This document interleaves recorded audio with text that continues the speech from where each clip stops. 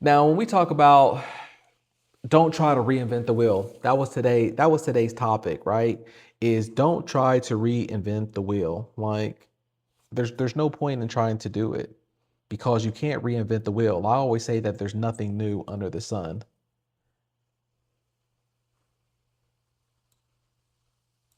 right? There's nothing new under the sun. I would always say that to other people who would try to make you feel guilty about things. Oh, you're doing this, all the references from this. I would always be like, there's nothing new underneath the sun.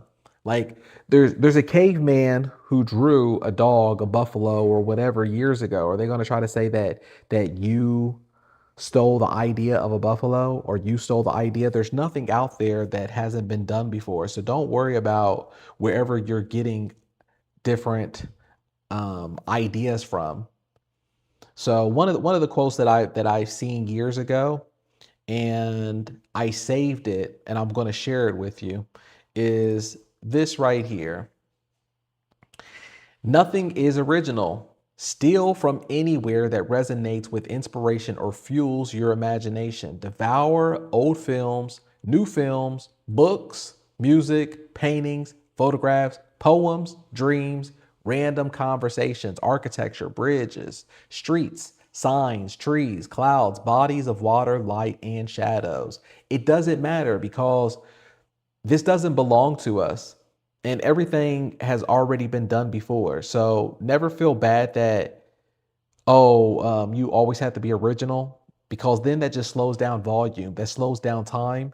And you could gain inspiration from anything. It doesn't matter what it is. At times there would be times I look over in the studio and whatever I could see, I'd paint a light fixture. I'd paint a vacuum cleaner. There's so many times where I painted a whole series of condiments from mustard to mayonnaise to ketchup bottles to Pepsi to different things like that. It doesn't matter. Whatever you feel inspired off of.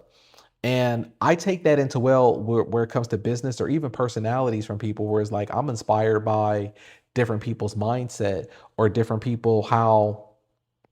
um different people's mindset or different people way of thinking or how they talk. And then I'm like, I like that. I'm going to take inspiration from that and I'm going to add it into whatever. And it's fine. You can do that. So don't ever think to yourself that you have to reinvent the wheel. All right. Like whatever you're inspired off of. What the cool thing is nowadays, which I didn't have 5, 6, 7 years ago, is that now we have AI that can help us along the way of things that we're inspired off of. So whatever you're inspired off of, you can plug it into AI and you could do even a reverse engineer to create you something similar to that but also original and it's yours. And I have a course in that as well too. If you're not part of the elite community, or even if you are part of the elite community and maybe you're new, I have a course in there where I show you and I break down very easily how to do reverse engineering of things that you're inspired by, but also it can make it into your own version using AI and it doesn't take long at all. So that way you could just take copies of it or you could take references of it and then you can have the proportions and you can make it into your own. All right. So never feel guilty about being human because we're all creators. We were meant to create and we were also meant to share with each other. So that's what we're doing. And that's what it's all about. So never feel guilty, never feel bad about that. All right, let's see here what we have. Oh, Pam Bible came in here and she says, "Wow, thanks for showing my store." Yes, no, thank you for being consistent. Thank you for trusting in the process. Thank you for showing up, being committed, having the beautiful store, and yeah, just blessing us with your art, blessing the world with your art is always going to come back to you. So it's important that as long as you just stay consistent, you believe in it, then that's how you're going to be able to get the sales. That's how you're going to get people to buy from your Buy It Now store.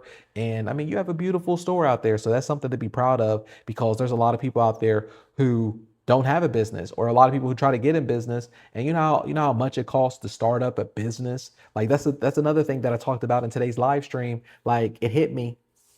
I said, do you know, like even successful businesses, how much it costs for them to hire somebody to code out their own website? Or, and then after you code out the whole website and you have to host it, do you know how much money it costs to have like consistent traffic to come to the website? There would be people at times where they would say to me, how come you don't sell your artwork off your website kind of thing? And I'm like, do you know how much money I would have to spend in advertisement and then play the social media game so I could drive the traffic to my organic website? Like that's organic traffic. eBay's already hosting it for you. They already have the website built. You can put you can put your artwork on there. You own those collectors. You could always reach out to them. That's something that you earn. You don't have to split it with the gallery. And a lot of times, especially when they start collecting more, you can always reach out to them and do business outside of eBay. I've done business outside of eBay too many times, so many times. And that's just something that's always something great for you because a lot of people don't have that. You know how much startup fees of business that it cost just to start up a business, most businesses, and then they don't even know if it's going to be successful until a year from now.